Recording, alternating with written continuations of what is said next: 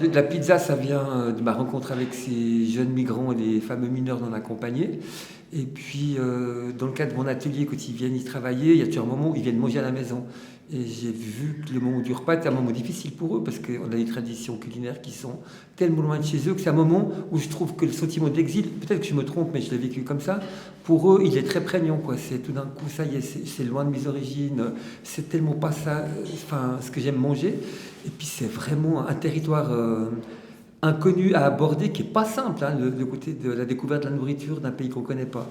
Et souvent, j'ai réalisé que quand je les invitais à manger une pizza, c'était un moment où il n'y avait plus de tension à table et c'est un moment qui nous rassemblait tous. On a tous des traditions culinaires très différentes. Et du coup, ce qui est fou sur ce petit territoire au centimètre carré symbolique qu'est la pizza, c'est un endroit qui nous rassemble tous. Puis ce qui m'amusait beaucoup, c'est à quel point on a tous notre pizza, mais il n'y a aucune pizza qui ressemble à celle de l'autre.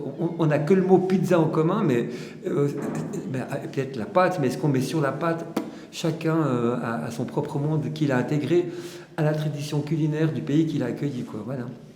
Et du coup, je trouvais que c'était assez sympathique comme tous ces jeunes, ils n'ont pas l'habitude des musées, ils n'ont pas eu le temps de s'occuper de la culture, vu qu'ils viennent de pays en guerre ou de situations précaires à un point qu'on n'imagine pas. Rentrer dans un musée, comment on rentre dans un musée? On ne sait pas comment rentrer là-dedans, dans ce monde inconnu où les gens ne parlent pas, parce que c'est terrible ça, hein. Et puis, le peu de français qu'ils ont acquis, en plus, quand ils rentrent dans un musée, ça ne sert à rien, parce que tout le monde ferme sa gueule, donc c'est compliqué. Et je m'étais dit, de les attraper par le biais de cette espèce de truc qu'est la pizza, entre l'inspire et l'expire, qui est ce territoire vierge, et qui fait pas peur, parce que rentrer dans une pizzeria, ça fait pas peur, c'est quelque chose qu'ils connaissent. C'est un bon moyen d'utiliser, de les piéger en fait, ou de les appâter avec le prétexte de jouer avec les pizzas, les cartons à pizza dans une pizzeria, ou dans un lieu qui est un lieu culturel, qui est le manoir, mais ils n'y pensent pas. Pour eux, c'est juste un atelier, un lieu où on bricole, un lieu où on vit, où on s'amuse, quoi. Voilà. Aux pizzerias, je réexplique le projet Supernova. Je leur dis, j'aimerais bien qu'on imprime des cartons à pizza et dans lesquels on va mettre une pizza que vous allez créer et qui sera servie pendant les 2 mois que vont durer la manifestation Supernova. Et, spontanément, tout le monde a dit oui, il n'y a pas eu, mais chaque fois avec Stéphanie, on était bluffés. Pas une seconde d'hésitation, c'était ok, génial, on adhère. Et moi, j'étais un petit peu surpris. Je disais, mais ça vous intéresse pas de savoir ce que je fais comme image? Des fois, je suis un petit peu provoquant et tout. Puis ils m'ont dit tous, non, on te fait confiance, il n'y a pas de problème. Et moi qui étais parti pour faire un truc un peu trash, pour me moquer de la pizza, des pizzerias de Martigny, devant cette confiance, je me suis dit non, je peux pas les décevoir. Du coup, ça m'a aussi engagé à travailler sur un truc assez pro avec ces jeunes gens, quoi. Voilà. Et ce qui était jeudi, ce qui m'a surpris, c'est qu'aucune de ces pizzerias ou des directeurs, comment on appelle ça, de tenanciers de pizzeria, aucun des pizzerias ne se connaissait.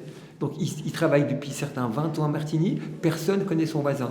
Et puis le projet de Supernova, c'était l'idée qu'on se rencontre autour d'un projet artistique farfelu, que c'était le prétexte à la rencontre. Et puis, quand j'ai parlé de rencontre, ils étaient assez séduits, mais quand j'ai dit on va faire la recette ensemble, ils ont dit non, on ne peut pas.